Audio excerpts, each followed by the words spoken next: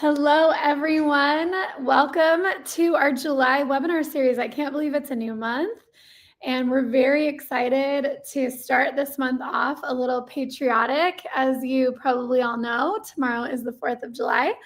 And we're so excited to have Janalee McBride here, who is an expert in US and Canada family history and genealogy, and is teaching about getting started with US genealogy, finding your American roots. So there will be a lot of foundational information in this webinar today, and we're very happy that she's here and able to give that to us.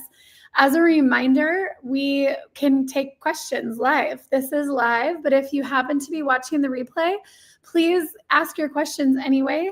We will be monitoring this after the fact, and we will get to your questions if we can and try to find answers for you. And that's why we do this series, to try to answer all of your questions and help you have success in your family history journey. So with that, let me introduce Janalee. You can see this wonderful slide here, and also she is here in life too, real life. So she has a bachelor's degree from BYU, Idaho, with an emphasis in family history research. As I mentioned before, she's a US and Canada research specialist at the Family Search Library in Salt Lake City, Utah. And she specializes in the US Southwest region, DNA, and Latter-day Saint records. So welcome here, Janalee. Thank you again. Yes, and I'm going to go into the back end. And if anyone has questions, please put them in the chat so that we can have Janalee answer them at the end. Thank you. Perfect. Welcome. I am so excited to be here today to talk about our class. We're going to introduce U.S. genealogy and U.S. records. So in this class, we're going to begin by exploring the history and background of U.S. records, including some key time periods that shaped how records were created and preserved. This is really important for us to be aware of. And then we'll dive into some of the major types of genealogical records that are available in the U.S. and discuss their value. And then I'm going to show you how to locate these records and share some practical research strategies. And then we're going to walk through a case study so that we can visualize and see how everything comes together. So let's begin with the history and background. So before you begin searching for records, it's essential to understand the historical context that your ancestors lived in. Knowing what records exist, who created them, and where they were stored greatly impacts your research. For example, before birth certificates were common, church baptism records were often the only documentation of a person's birth. So by understanding the past, we can make smarter decisions about where do we search and what do we look for.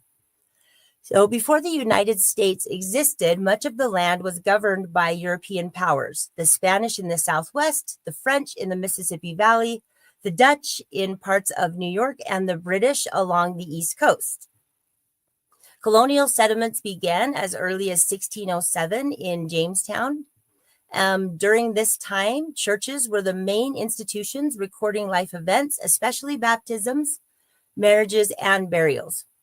In addition, colonial governments recorded land grants and taxes and wills. So records from this period are often handwritten, they're very fragmented, and they're found in local or national archives. With independence in 1776 and the adoption of the Constitution in 1789, the U.S. government began creating records, most notably the federal census starting in 1790. However, the earliest censuses only listed the head of household, along with statistical counts of others that were living in the home at the time.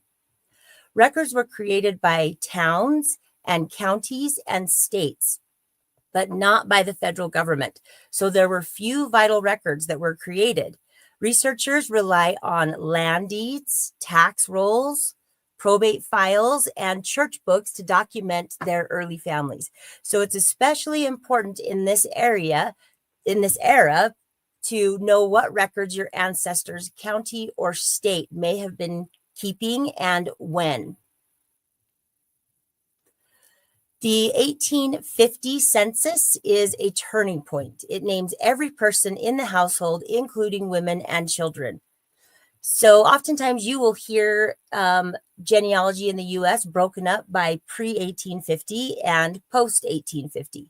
So as a nation, we started to expand westward. There were new counties and states formed, each with their own record-keeping practices.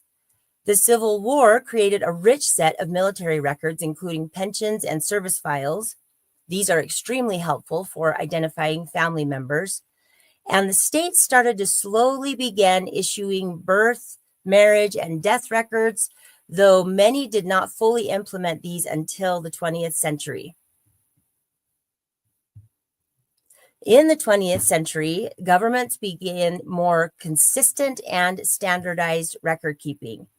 So we're starting to get birth and death certificates. They became more common across the country, along with marriage licenses and divorce records. The Social Security Act of 1935 introduced another layer of documentation, including applications and the Social Security Death Index. Census records continued from 1900 all the way to now, but we only have up to 1950 available to us to look at. But it does detail family data and more modern information. It grew and more questions were asked, and I'm going to demonstrate that a little bit later. So when searching for records, not only is it important to know the time frame that we just kind of discussed with that history, breaking it down in those time zones, it's also important to know the jurisdiction, or in other words, the location or the government entity or entity that kept track of your records. So when searching for records, it's important to know which level of government created or maintained them. In the U.S., records may be held at town, county, state, or country level. For example, land deeds are typically stored at the county level, while federal census records are managed nationally. So always begin your search by identifying the exact place your ancestor lived and the exact time frame. So now that we've given a brief history of the records in the U.S., and we're going to talk a little bit more about it, let's discuss the records and the different record types that are in the U.S. So in this section, I want to explore 6 major record types. There are many, many more, but these are kind of the 6 major records that you're going to use in U.S. genealogy, which are census records, vital records, land and probate records, military records, and immigration and naturalization. Now, this is looking a little bit more than 6, but the land and probate records, they are separate records, but they do kind of go hand in hand, and the same as immigration and naturalization. So I'm going to kind of group these a little bit. So let's first talk about the U.S. Census records. The U.S. Census was taken every 10 years since 1790, as we talked about a little bit earlier. Early on, it only listed the head of household, with others that were counted by age range. But starting in 1850, every person in the household was named, which makes it an invaluable tool for genealogists. The 1950 census is the most recent one available to the public. So what kind of value is this census to us? The census records are a cornerstone of U.S. genealogy because they offer a snapshot of individuals and families at regular intervals every 10 years. We also have state census records that fill in that gap between the 10 years. But the federal census is the one that is usually the most consistent and the easiest to find. So these records help track a person's location over time, and they often include details like names and ages and birthplaces, occupations, and relationships within a household. Later censuses provide even more insight, including immigration status and education and military service. By linking census entries across decades, researchers can trace family changes and migration patterns and life events. And this makes the census record essential for building a clear and continuous family history. Let's look at an example of a census record. So here's an example of an 1880 US Census record. Notice that at the very top, there is a header, and this is the questions that were asked in that census. We get information in this census about their age and relationships, their occupation. It helps you build out the family and trace from decade to decade. Okay, vital records include birth, marriage, and death records. Before 1850, these were usually recorded in churches. And in our time frame of mid 1850 to 1900, some states began requiring civil registration. And by the early 1900s, most states had mandatory statewide vital records. It varies, and it took them a few years to fully adopt it, but you will find this is where the states started keeping death certificates and birth certificates. What is the genealogical value that is found inside of a vital record? Vital records are extremely valuable. They provide evidence of birth and marriage and death. They are among actually the most valuable record in the US because they provide direct evidence of key life events. These records typically include full names and dates and places, and often identify parents, spouses, and other close relatives. Vital records help confirm identities, and they help establish family relationships, which helps us with an accurate timeline as we're building these families. The reason that they're so valuable is that they were created at or near the time of the event by official authorities. So they're considered highly reliable, and they're foundational for verifying information that is found in other record types. Here's just one example of a birth record. This is a birth certificate. On the left, you can see from 1912. This child was not originally named. It also lists the parents' names, age, the birthplace, and occupation. These small details are key to building this family tree accurately. On the right, you can see that there was an affidavit that was sent in 1981. This amendment is correcting the names on the original birth certificate and adding the full name of the child. These records were filed together and found in the collection together, so I didn't have to go hunting it down, and it's extremely valuable. Now let's talk a little bit about land records. Land records in the United States date back to colonial times and have long been essential for tracing property ownership and family history. In the pre-1850 period, land was distributed through colonial grants and federal land patents, with many early deeds and surveys managed by the General Land Office or recorded at the county level. From 1850 to 1900, land ownership expanded due to westward migration and legislation like the Homestead Act of 1862.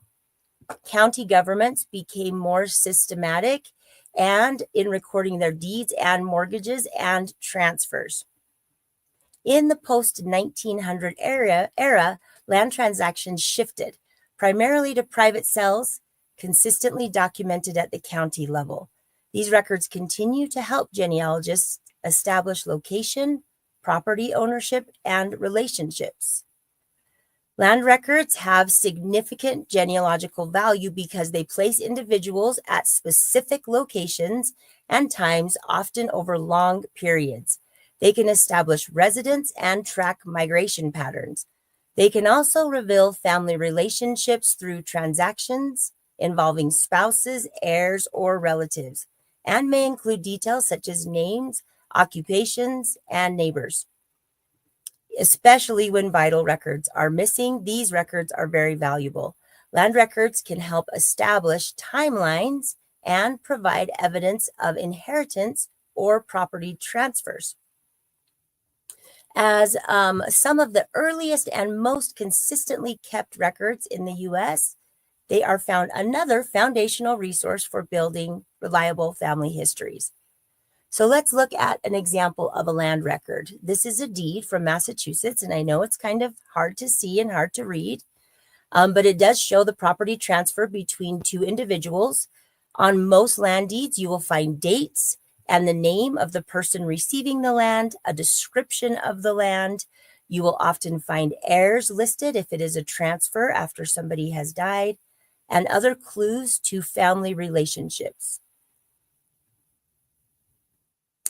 Probate records have deep roots in American legal history and are a key source for genealogical research as well. These records document the legal process of distributing a deceased person's estate, including identifying heirs, creditors, and property.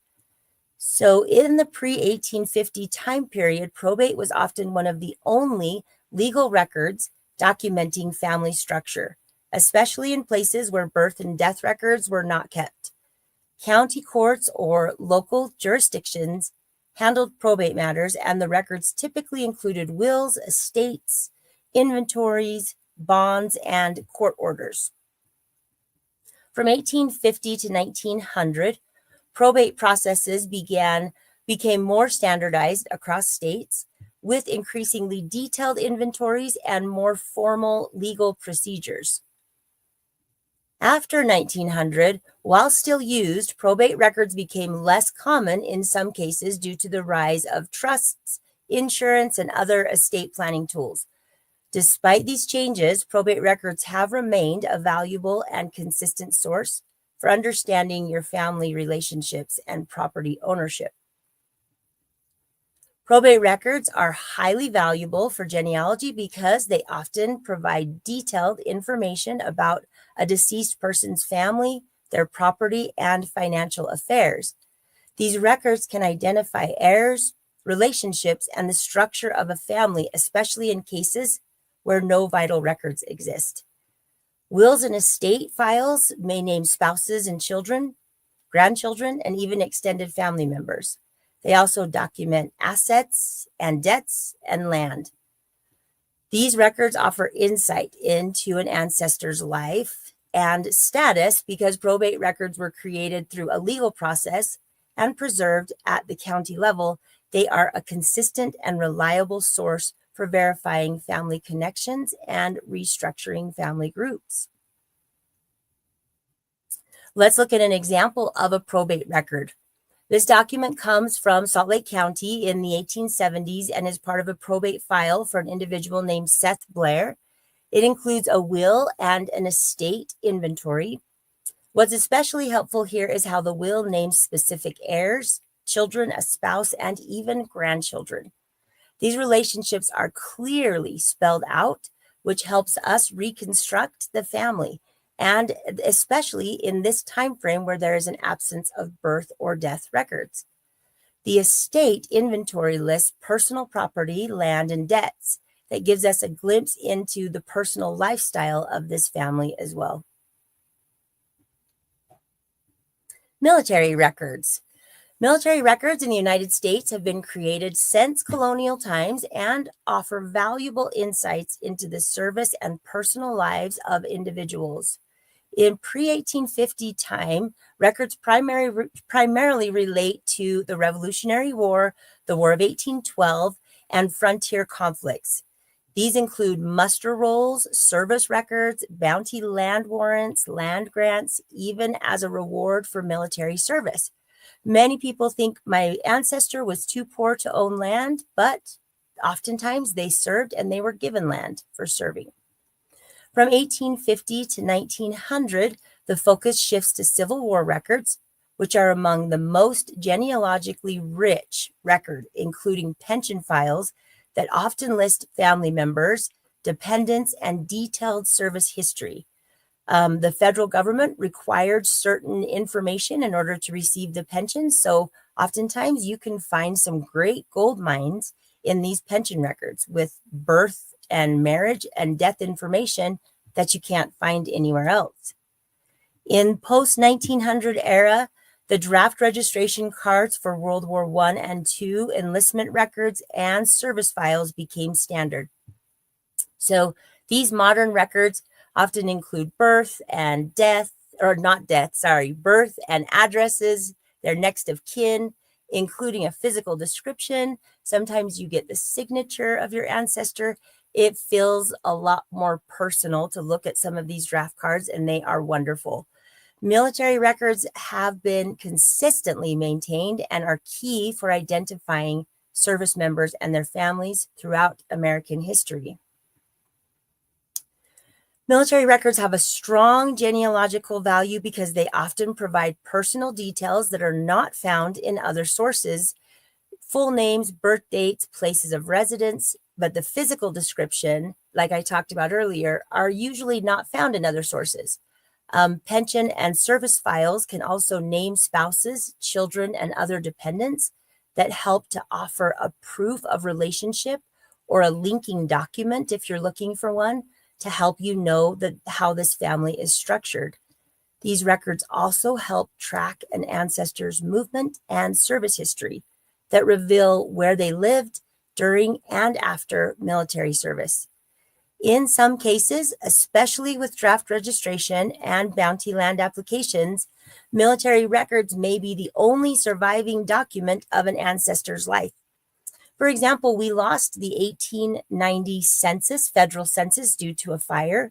However, we do have an 1890 veteran schedule that was taken that helps us see where they were living and who was alive in 1890 and helps us to build our family through that. Military records are a key resource for filling in the gaps and confirming identities in family research. This is my favorite. I love the World War II draft registration card because this is where we get some personal information about our ancestors. These cards are filled out by millions of men in the early 1940s, and they are a gold mine for genealogists because you'll see that it includes the individual's full name, date, place of birth, address, employer, and the physical description. It also lists a contact person, often a spouse or a parent, which can help confirm a family relationship. So military records are especially helpful when other records are missing or when you're trying to track someone in the 20th century. Let's talk about immigration records. Immigration and naturalization records in the United States reflect the evolving ways the country welcomed and documented newcomers. Before 1850, immigration was loosely regulated. So there were passenger lists that were kept, although inconsistently, by local port authorities or ship captains and often included only minimal information. Naturalization was handled by local county or state courts with little standardization. So if you're looking for passenger information or naturalization records before 1850, you're kind of lucky to find it. It is very sporadic and it's not standardized. 1850 to 1900, immigration increased rapidly and passenger lists became more detailed and consistent, especially at major ports like New York and Philadelphia.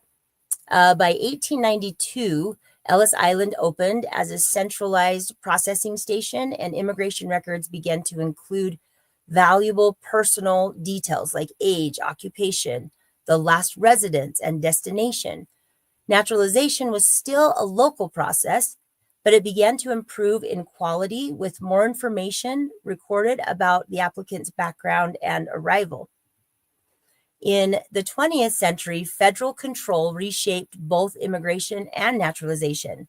The 1906 Naturalization Act standardized the naturalization process nationwide, requiring detailed applications, declarations of intent, and documentation of family members. The 1924 Immigration Act imposed quotas and required pre-arrival visa paperwork, creating an extensive paper trail.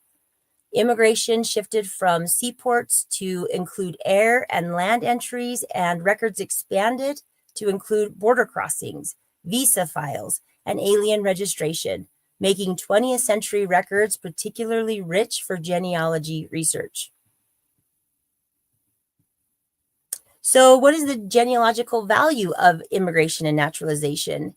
These are also vital because they tell us when and how an ancestor came to the United States, where they came from, and sometimes why they immigrated. These records often provide rich personal details with their names and age, birth date, occupation, last residence, destination, and names of family members, both in the country of origin and in the U.S. naturalization documents. Especially after 1906, it can include exact birth dates, arrival information, spouse and children's name, and even photographs. So together, these records help genealogists trace ancestral origins and confirm identities, and these are also ones that help us bridge the gap between U.S. records and international records. So they are extremely valuable. Here's an example from a naturalization petition filed in Alameda County in the 1920s.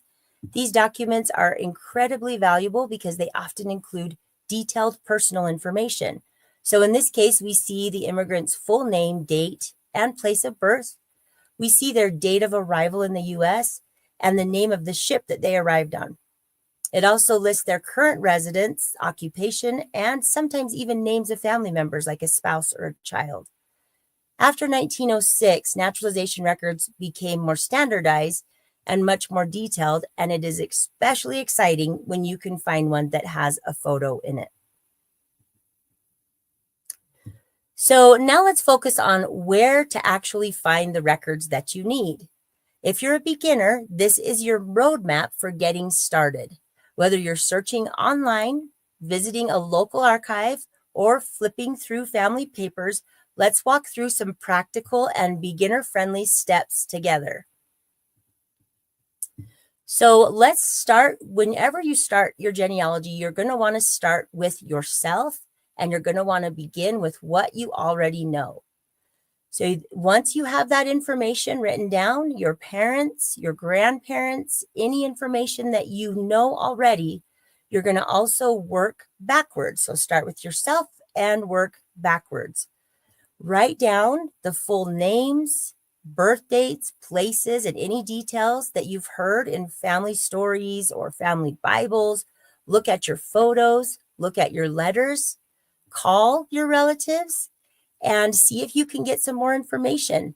It's wonderful to be able to ask them questions while they are still alive, find out some extra stories, and maybe they're holding papers that you never even knew existed.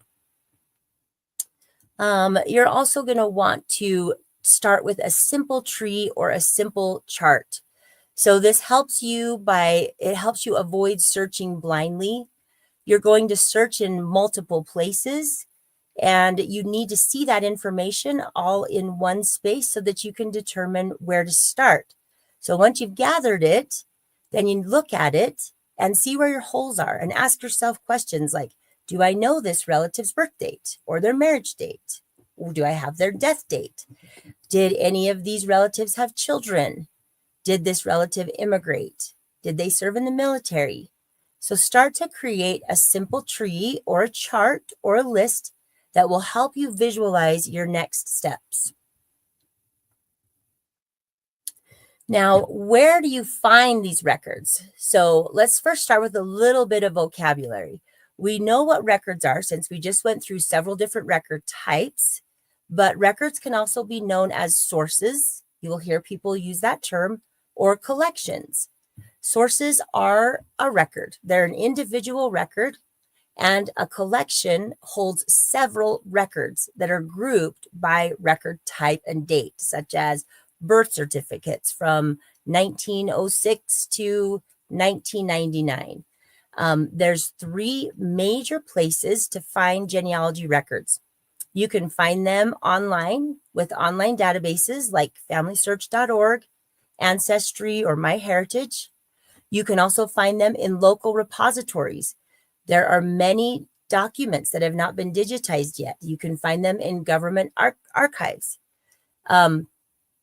Each one of these ways of finding records have their own strengths and weaknesses, and they all have different treasures. So it's important to realize that not everything is online, and you might need to go to your local courthouse or a cemetery or a church to locate the record that you're looking for.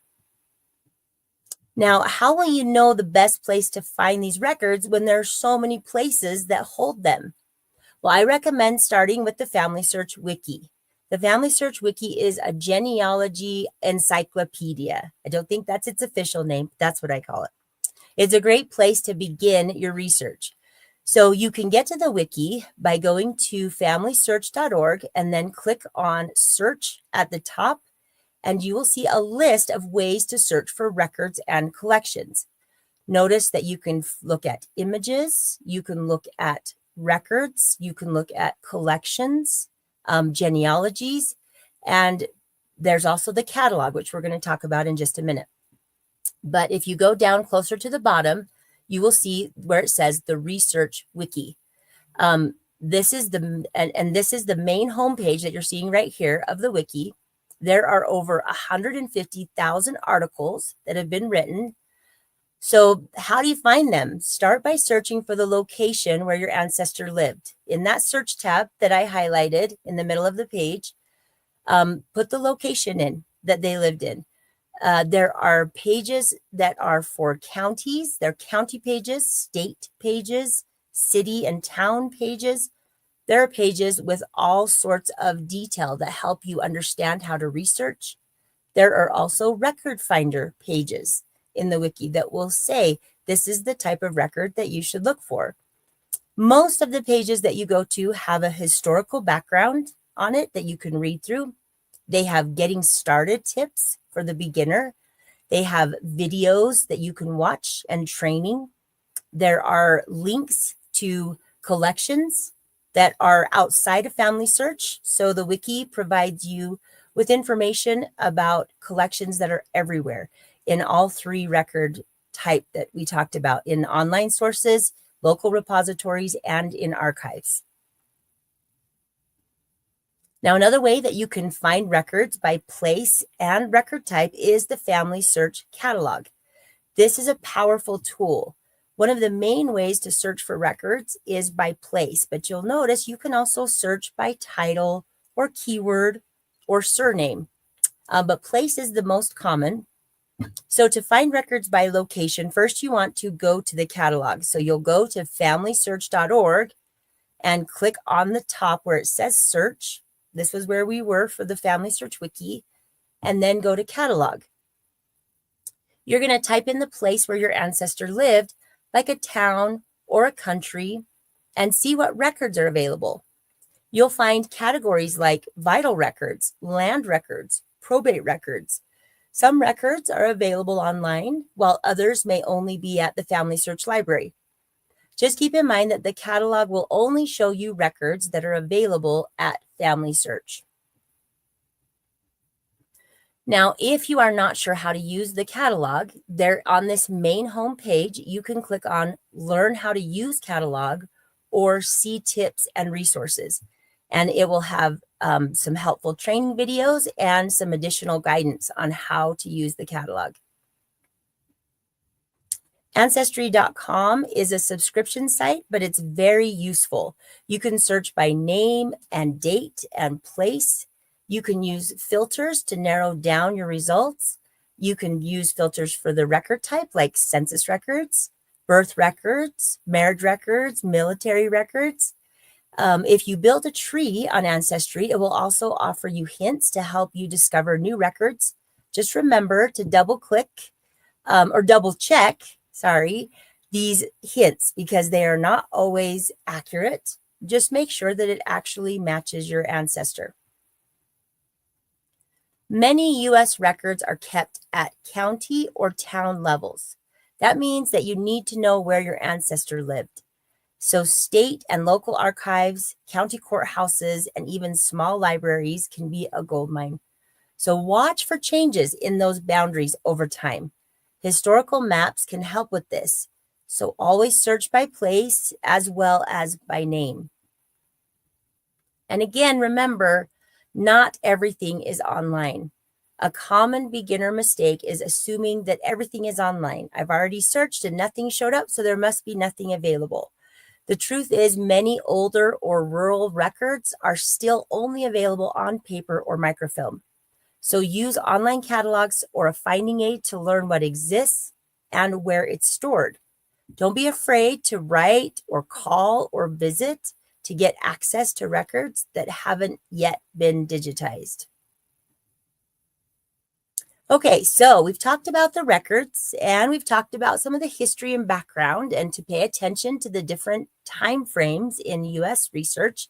So now let's talk about a little bit more about methodologies, and then we're going to go into our case study. When you are researching your family in the U.S., the golden rule is always work backward, one generation at a time. Start with yourself. Start with someone you know, your parents and your grandparents, and use records to prove each step. Don't jump ahead and don't guess. Make sure that each relationship is backed up with records, with a good source like a birth certificate, a marriage record, or a census record. Focus on one person or one family at a time. Even if you find some amazing information about other family members, don't get caught in that trap. Stay focused on the one person that you're researching until you feel like that you have found all of the important records for that person. It will help you avoid confusion and it will keep your research solid. When you find a record, don't stop at the name or the date. Read all of the record. Click on the original document. Read everything. Confirm the facts in the record with more than one record. Ask yourself questions like who created it? Why did they create it? What other clues are there? What is conflicting in this information? A birth certificate might list parents and a census might show siblings or neighbors who are also family. So be aware of this information that you find, but don't be too alarmed by misspelled words or ages off by a few years or places varying. That's okay. This is common, in fact. Correct spelling is a modern day invention. Just keep notes and look for patterns over time, and always record where you found the information because it will save you a lot of time later. And yes, you do want to organize your research. As you gather information, keep it organized. That could mean a folder on your computer, a notebook, or an online family tree. Use timelines to help you spot gaps or mistakes. If something doesn't make sense, then pause and review it. Track your searches with a research log. Records are being digitized and added to collections all the time. So go back and check collections on your log to see if new records have been added. It's better to go slow and steady than to build a tree that doesn't hold up. And when you get stuck, that's normal. It's part of the process. Just take a step back, recheck your sources, and think about what can I try next. Now, one of the best places to start U.S. genealogy research is with the census. In fact, here's an insider tip. Do a census survey first on every ancestor that you're researching. So I'm going to demonstrate how to do this in our case study because this is so valuable. Census records are taken every 10 years, and it can show you the entire household, their names and their ages, their birthplaces and relationships. For beginners, this is incredibly helpful. So start with the most recent census that's available. 1950 is the most recent, and work backward. Follow your family every 10 years and watch how their lives change, and watch how they moved, and watch how their family grew. And we're going to demonstrate this in a case study next. So let's go there. So our case study for today is on Mary Blair Holdaway. Before you begin your research, you want to think about a research goal to help you stay focused on that goal so that you're not all over the place. So our research goal is we want to verify and document the early life and family of Mary Blair Holdaway, focusing on her parents and siblings in Salt Lake City, Salt Lake, Utah. Now, our starting information is Mary's death certificate. Death certificates can give you some great family information. So from this certificate, we learned that Mary was born on the 1st of October of 1859. She's married to Logan Gilbert Holloway. Her father is Seth M. Blair, who was born in Missouri. Her mother is Sarah East, and she was born in Texas. And Mary died on the 14th of October in 1933 in Salt Lake City, Salt Lake, Utah. So to help me get organized, I'm going to start a timeline. I'm going to start with just a simple timeline that starts with information that I already know from this death record. Now, if I see that Mary died in 1933, in order to start my census survey, I'm going to start with the 1930 census and work my way back to build the foundation of Mary's life. Now, this is the 1930 Census Index. You will see this often as you search for the census on Family Search or on Ancestry or wherever you're at. This page does contain a lot of information, and it is useful. It helps us to know we're looking at the right person. However, never stop here. Always view that original document, and you will see that there is so much more information that is on the image. So this is the original document. This is the 1930 census image. Notice at the top, there is a header. It's kind of hard to see that does tell you what questions were asked. And we're going to just take a closer look at some of the answers that Mary gave. So in this first portion, we can see that Mary is living with Logan Holloway. She's the wife to Logan. He's the head of household. We can see that Logan rents his home and he pays $18 a month in rent. In this next portion, we can also see the male, whether or not they're male or female, what their race is, and their age. So they are both 70 years old. The M represents the fact that they're married, and they ask them how long they've been married. And so the 20 represents how long they've been married. So they've been married for 20 years. So now we have an approximate marriage date of 1880. The header, again, at the top of this census, will show you what was asked if you're confused as to what these different columns mean. We also see that they were both born in Utah.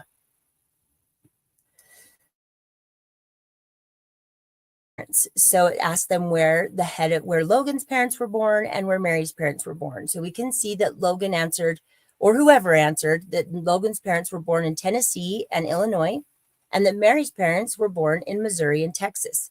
Now that matches what we have on our death certificate that said that Mary's parents were born in Missouri and Texas. We can also see that Logan is a carpenter and that Mary did not work. So I want to add this new information to my timeline. So I'm going to put that they were enumerated in the 1930 census with the date that the census was taken, which was April 10th of 1930. I'm going to put where they were enumerated, which is in Salt Lake City. And off to the side where it says sources, I'm just listing where did I get this information. And notice I'm putting some information about Mary's birth because I'm mostly focused on Mary. And I want to be able to compare across the censuses if there's something that changes or stands out that I need to be aware of. Okay, so now let's move 10 years earlier. Let's go to the 1920 census. And we're going to work our way backwards through the census every 10 years to start building our foundation. So in the 1920 census, we get some new information about Mary and Logan. Here they have a daughter that's living with them by the name of Wilmerth. She is 26 years old and she is single. We can see where they were born, showing that they were all born in Utah. We can see where their parents were born. So we have a little bit of a discrepancy because Logan's parents it's saying they were born both in Illinois, and we've got Texas for Mary's parents. So this is common. This can happen because it just depends on who answered the census taker or how well the census taker heard the information. This is why it's so important that we use other records to help confirm and to help document what actually happened.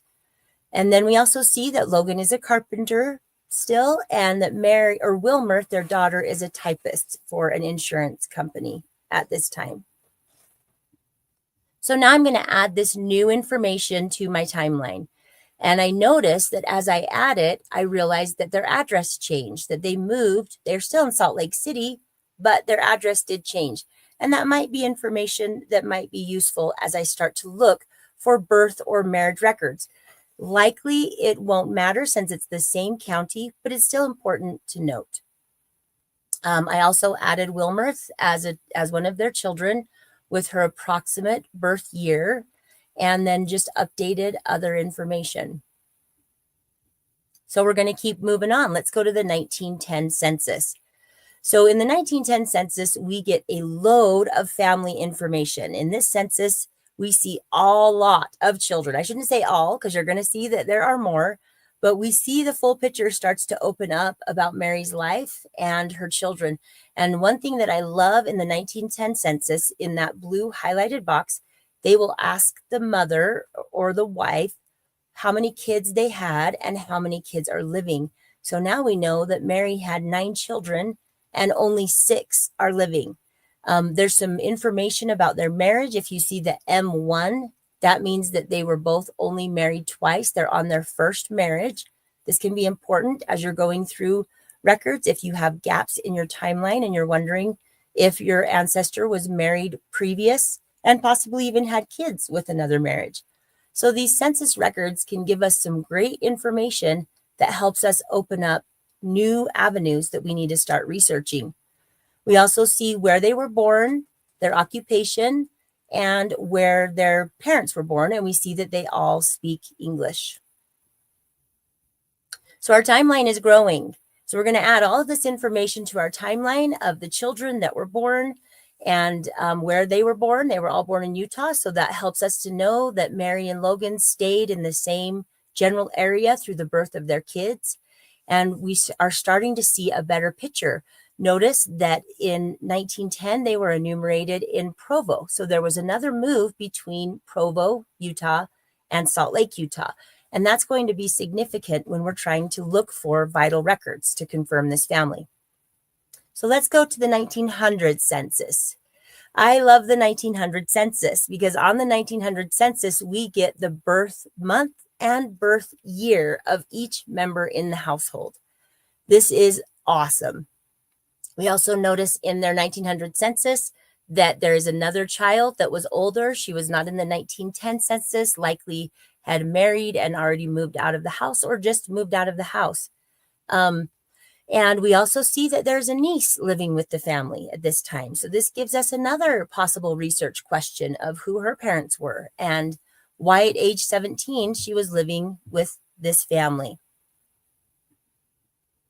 So I'm going to add the birth month and year to my timeline to add some more details and add the oldest daughter or older daughter. We don't know if she's the only, and add the niece to my timeline.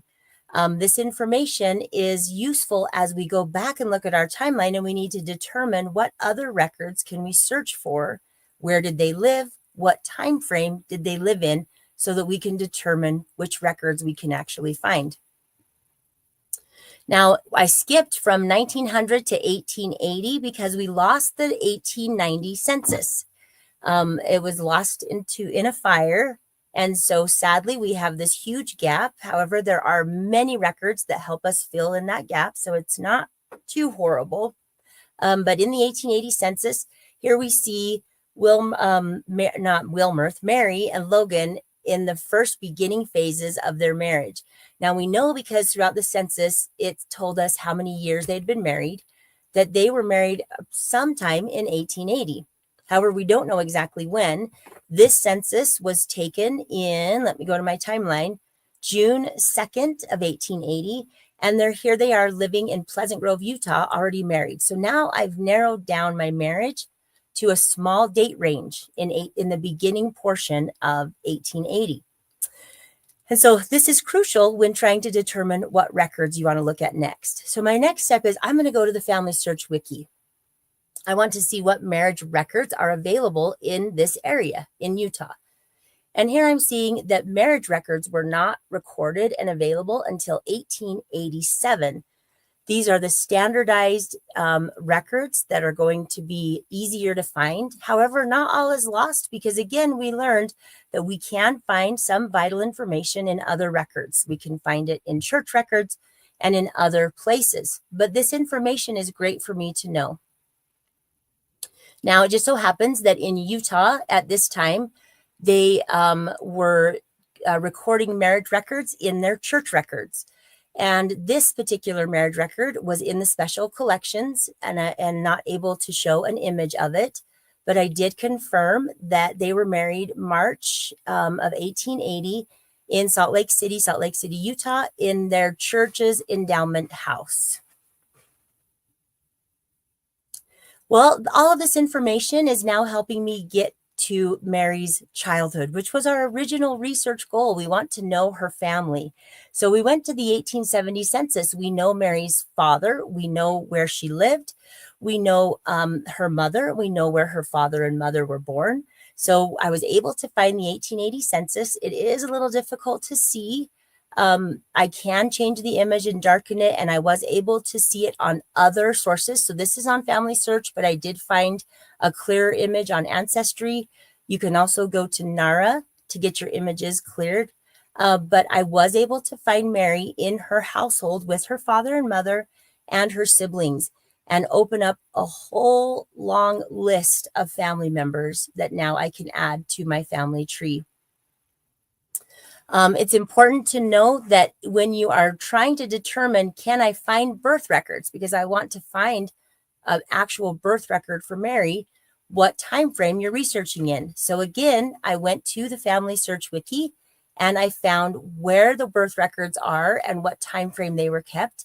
And I realized that birth records are not going to be able to be found for Mary unless I look in the church records, which will be my future research that I'll be doing to find Mary's birth record.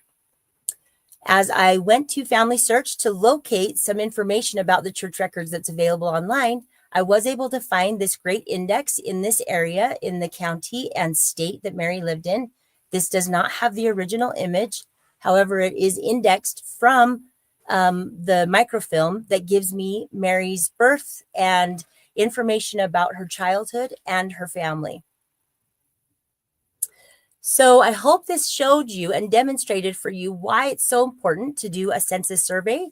And so we went through the history and background of U.S. records. We talked about the different record types, how to find them, the methodologies, and then demonstrated in that case study why it's so valuable. So let's go ahead and turn the time over for some questions.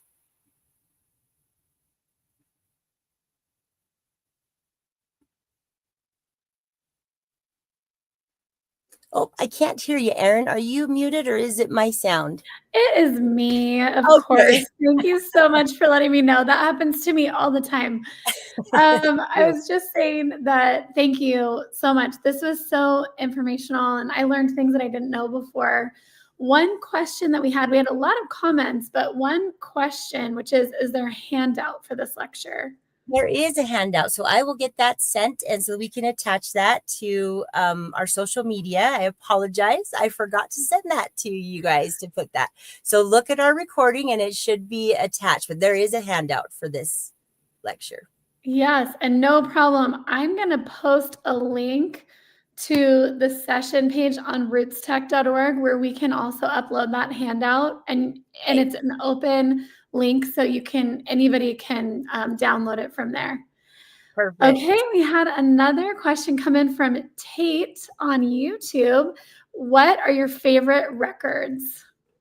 Oh, this is so hard for me because I love the census. I feel like I'm spying on families and I'm learning all of this amazing information. But honestly, I would probably say newspaper records, because newspaper records give us stories. It attached to the information. So whenever I find information from the census or other major records, then I go into newspapers, and sometimes you can find some great stuff in there. I love that. That's a great tip. Another question that I actually had is you showed the timeline. Oh, hold on. Oh, we just lost your Can you see video. me? Can you still hear me? My I can hear you technology. though. My technology is failing me. Okay, one question that I have before it's a simple one. You showed a really cool timeline template for the individual that you were figuring out the timeline for. Can you remind us where someone can find that template, or is that just something that you created on your own? No, well, you can create them on your own, but you can find that exact timeline template on the Family Search Research Wiki. If you just in the search field type genealogy forms, you will find all sorts of forms to help you stay organized, with some really cool census forms, even when you're in the early years from 1790 to 1850, that will help you tally up the ancestors that you're looking for. But just search genealogy forms and you'll find timelines and research forms, research logs, and all sorts of great things there. Okay, that's great. What a great tip. Another question that I thought was great, and it wasn't really a question, but it was about the wiki. Terry Ann Whitby said from Facebook, I didn't know that there was a family search wiki program. Can you tell us a little bit about the wiki? I think it's such a great resource, and not everyone knows how to utilize it. Yes, the Family Search Wiki is absolutely amazing. It used to be a source that was an open source and anybody could put information on it, a lot like Wikipedia. However, they closed that down and realized that they wanted only verified information on it. So now you have to be trained in order to contribute to the wiki. But there are several pages with information that go in depth, with links to online databases, online sources that will take you all over the place. You can see what some of the main collections are in Ancestry, in MyHeritage, in Find My Past. It is just such a valuable source. It is highly searched through Google. So if you Google birth records in Texas in 1850, you will often find the Family Search Wiki show up at the top of those searches because it is so valuable. Many people have realized that I can't do genealogy without the wiki because it's too hard to memorize all the dates and all the places and all the data. I love it. Yeah, and everyone go check out the wiki and just explore. It really has so much amazing information. And I'm so sorry that I'm here in voice only. I have no idea what's happened to my video, but it's so wonderful to be with everyone. And thank you, Janalee, so much. And as a reminder, if you're watching this after the fact, this was a live webinar, but you can ask your questions still in the comments and we will monitor and get to them. And please continue to follow along because we have live webinars every single week in July, and they will be Thursdays at 11 a.m. in most cases. But you can check our page for our rootstech.org July webinars page for updates if anything changes. So thank you so much, everyone. Have a wonderful 4th of July, and thank you again for joining us.